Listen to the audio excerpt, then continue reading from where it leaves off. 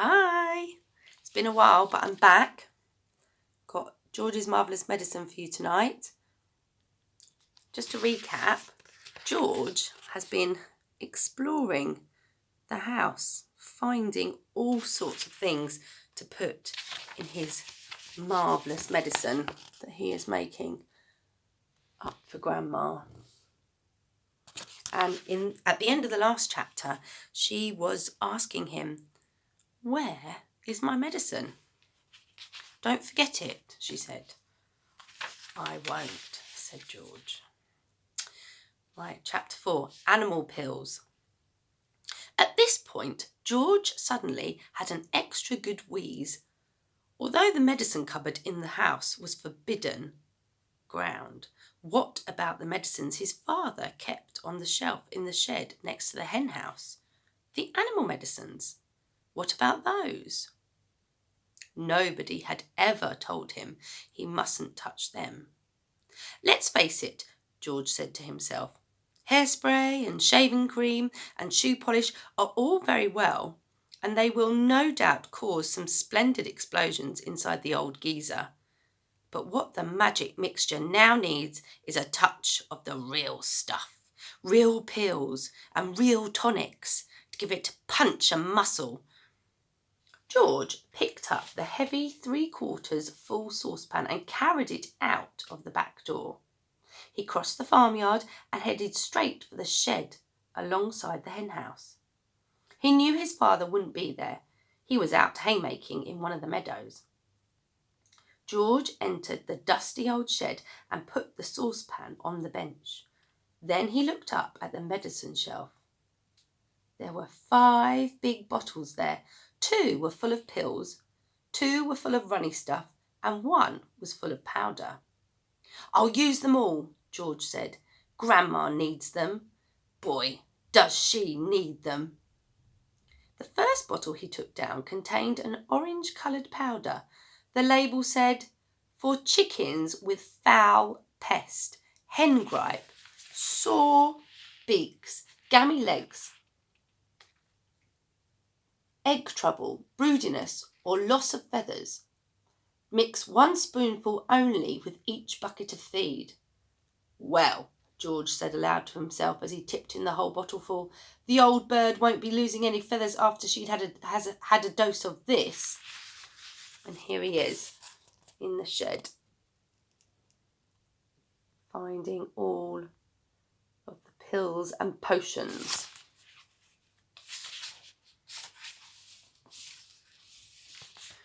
The next bottle he took down had about 500 gigantic purple pills in it. "For horses with horse throats," it said on the label. "The horse-throated horse should suck 1 pill twice a day." "Grandma may not have a hoarse throat," George said, "but she's certainly got a sharp tongue. Maybe they'll cure that instead."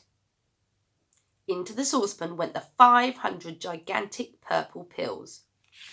There he is, pouring them in. Then there was a bottle of thick yellowish liquid.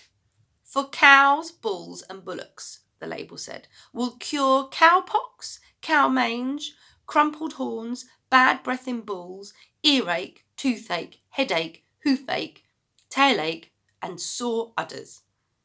"That grumpy old cow in the living room has every one of those rotten illnesses," George said. "She'll need it all." With a slop and a gurgle, the yellow liquid splashed into the now nearly full saucepan. The next bottle contained a brilliant red liquid.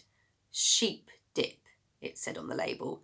"For sheep with sheep rot and for getting rid of ticks and fleas. Mix 1 spoonful in 1 gallon of water and slosh it over the sheep. Caution, do not make the mixture any stronger or the wool will fall out and the animal will be naked." "By gum," said George, "how I'd love to walk in and slosh it all over old Grandma and watch the ticks and fleas go jumping off her. But I can't, I mustn't, so she'll have to drink it instead." He poured the bright red medicine into the saucepan. The last bottle on the shelf was full of pale green pills. Pig pills, the label announced. For pigs with pork prickles, tender trotters, bristle blight and swine sickness, give 1 pill per day. In severe cases, 2 pills may be given, but more than that will make the pig rock and roll. Just the stuff, said George, for that miserable old pig back there in the house. She'll need a very big dose. He tipped all the green pills, hundreds and hundreds of them, into the saucepan.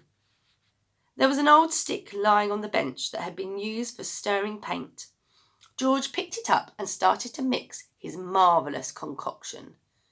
The mixture was as thick as cream, and as he stirred and stirred, many wonderful colours rose up from the depths and blended together. Pinks, blues, greens, yellows and browns. George went on stirring until it was all well mixed, but even so there were still hundreds of pills lying on the bottom that hadn't melted, and there was his mother's splendid powder puff floating on the surface. I shall have to boil it all up, George said. 1 good quick boil on the stove is all it needs. And with that he staggered back towards the house with the enormous heavy saucepan. On the way he passed the garage, so he went in to see if he could find any other interesting things. There he is, walking past the garage and getting tempted to go in. He added the following: half a pint of engine oil to keep Grandma's engine going smoothly, some antifreeze to keep her radiator from freezing up in winter, a handful of grease to grease her creaking joints, and then back to the kitchen. Wow, this is going to be some medicine. See you next time.